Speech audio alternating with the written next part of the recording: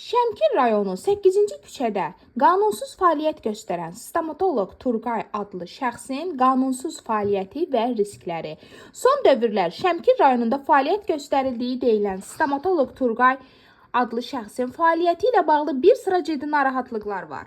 İnsanların sağlamlığı təhlükə altında olması ehtimalı və qanunvericiliyin kobud şəkildə pozulması barədə iddialar getdikcə artmaqdadır. Sertifikat və lisenziya məsələsi də sual altındadır. Azərbaycan qanunvericiliyinə görə stomatoloji xidmət göstərmək üçün həkimin müvafiq ali təhsil tibbi təhsili və sertifikatı olmalıdır. Özəl klinika və tibbi kabinet lisenziyası olmalıdır. Təəssüf ki, Turqay adlı bu şəxsin sertifikatının olub-olmadığı sual altındadır. Rəsmi qeydiyyat yoxdursa, bu onun qanunsuz fəaliyyət göstərməsi deməkdir.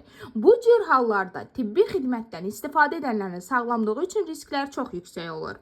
Sahə üzrə ciddi ekspertiza mənbələri Azərbaycanda stomatoloji kabinetlərin çoxunda avadanlıqların standartlara cavab vermədiyini qeyd edir. Qanunsuz işləyən stomatoloqlar tez-tez lazımi sterilizasiya və tibbi standartlara əməl etmir. Bu da infeksiyalar və ağır nəticələrə yol aça bilər. Nəticə olaraq, əgər Turqay adlı bu şəxsin fəaliyyəti ilə bağlı konkret sənədlər, sertifikat sürəti, lisenziya, pasiyent şikayətləri və s. varsa, bu məlumatları rəsmi qurumlara üst tutaraq bildiririk.